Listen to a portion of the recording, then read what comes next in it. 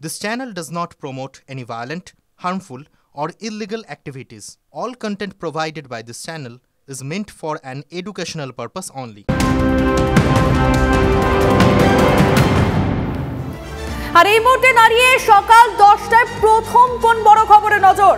রনিপা, আবারও কি নীতি পুলিশি দেখতে হচ্ছে? আবারও আমাদের রাজ্যে ফিরে এলো সেই নীতি পুলিশি। রাজ্যে গণপিটুনির অভিযোগ। এই মুহূর্তে আপনাদের জারি রাখবো সেই খবর। মহিলাকে খুঁটিতে বেঁধে বেধড়ক মারধরের অভিযোগ উঠছে। এবার ঘটনাস্থল কোচবিহারের তুফানগঞ্জ। ছবি আমরা আপনাদেরকে দেখাচ্ছি এই মুহূর্তে। ভাইরাল হয়েছে সেই ভিডিও, আগে ভিডিওটা দেখুন।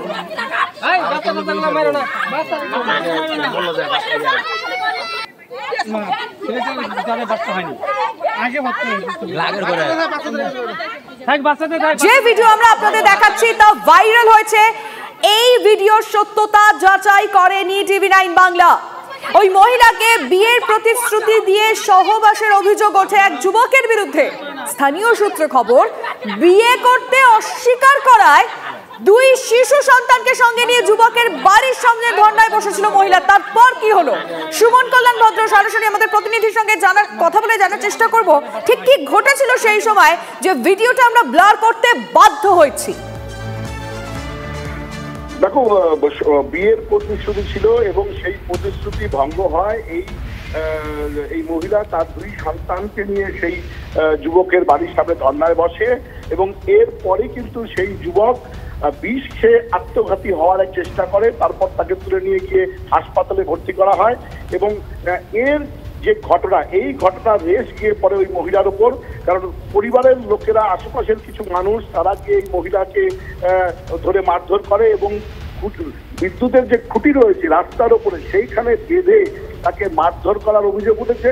এবং যখন তার মাকে এভাবে বেঁধে মারধর করা হচ্ছে তখন তার দুই শিশু তাকে বাঁচানোর চেষ্টা করছিল এবং পরবর্তীতে আশপাশ রাস্তা দিয়ে যে সমস্ত লোকজন যাচ্ছিল তারাই পরে তাকে কিন্তু বিরক্ত করে এবং সে বাঁধনমুক্ত করে। ফলে যে ঘটনা ঘটেছে এটা কিন্তু আবারও একবার চোখে আঙুল দিয়ে দেখিয়ে দিচ্ছে যে সালিশি এবং এই যে কথাগুলো বললে কিছুক্ষণ আগে, যে তাদের ওপর এই অত্যাচার উঠে আসে পরিবারের লোকজন এবং আশপাশের লোকজন।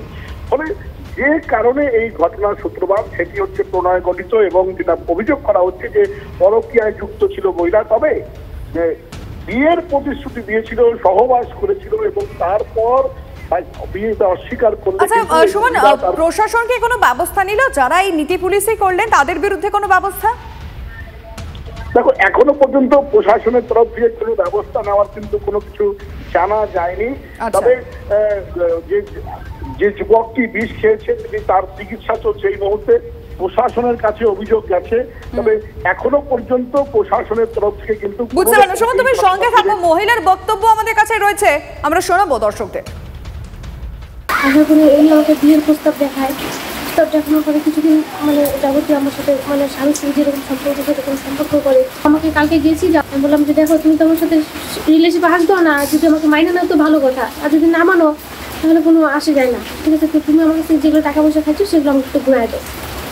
তো ওগুলো বলার পরে বলে কি বসার পরে তো ঘরের পিছনে গিয়ে ও বিষ খাইছে, সেটা তো আমি দেখি নাই না। তারপরে ওদের পাশের বাড়ির লোক কজন আসলো, আসার পর আমাকে রশি দিয়ে বাইরে সেই মারধর করলো, আমার মোবাইল টোবাইল যা ছিল সব ভাঙিয়ে থেকে শেষ করে দিয়েছে। কেন ওই নীতি পুলিশি? প্রশাসন কেন সক্রিয় নয়? কেন এখনো পর্যন্ত কোনো ব্যবস্থা নয়? যারা আইন নিজের হাতে তুলে নিল তাদের বিরুদ্ধে বিজেপি কি ভাবছে? এই মুহূর্তে আমরা শঙ্কর ঘোষের সঙ্গে যোগাযোগ করেছি, আপনাকে TV9 বাংলায় স্বাগত জানাচ্ছি। তুফানগঞ্জের একটি ছবি, কোচবিহারের তুফানগঞ্জের যে ছবি আমরা এই মুহূর্তে দেখাচ্ছি, এই ভিডিও ভাইরাল হয়েছে সোশ্যাল মিডিয়াতে। যদিও TV9 বাংলা এই ভিডিওর সত্যতা যাচাই করেনি, মহিলার বক্তব্য আমরা শুনিয়েছি। এরপরে আপনি কি বলবেন, যেখানে সাধারণ মানুষ নিজের হাতে আইন তুলে নিচ্ছেন, যেখানে প্রশাসন এখন অব্দি কোনো ব্যবস্থা নেয়নি? এই রাজ্যে প্রশাসন আছে বলে তো আমার জানা নেই। গতকাল মন্ত্রী অখিলগিরি মহাশয় যেভাবে রাস্তায় একজন লেডি অফিসারকে অপমান করেছে, আপনিও একজন মহিলা, ফলে বুঝতে পারছেন যদি প্রশাসন থাকতো তাহলে কি অখিলগিরি এই মন্তব্য করে ছাড় পেতেন? সমস্যাটা হচ্ছে যে একটা মানসিকতা তৈরি হয়েছে। তৃণমূলের নেতা মন্ত্রীরা যেটা করছে সাধারণ মানুষও এটা ধরে নিয়েছে, এটাই বাস্তবতা। অর্থাৎ আইন থাকবে না, পুলিশ থাকবে না, প্রশাসন থাকবে না, স্থানীয়ভাবে যার যতটা গায়ের জোর আছে সে সেটা ফলাবে। আমার শুধু একটা জিনিসই দুঃখ হয় যে তৃণমূল কংগ্রেসের নেতা মন্ত্রীরা মুখ্যমন্ত্রী লক্ষ্মীর ভান্ডারের কথা বলে। লক্ষ্মীর ভান্ডারের সাথে যুক্ত এই রাজ্যের অসংখ্য মহিলারা আছেন যারা অত্যন্ত সচেতন এবং আমি মনে করি অত্যন্ত বিদ্বান। তারা মহিলাদের উপরে এই ধরনের অত্যাচার হওয়ার পরেও যাদের একটা বড় অংশ চুপ করে থাকেন।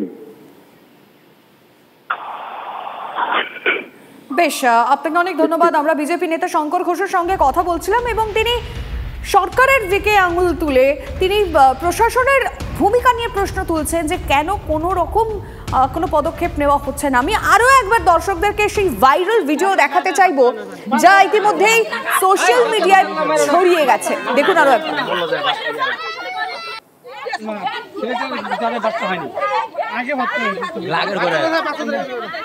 বাচ্চাকে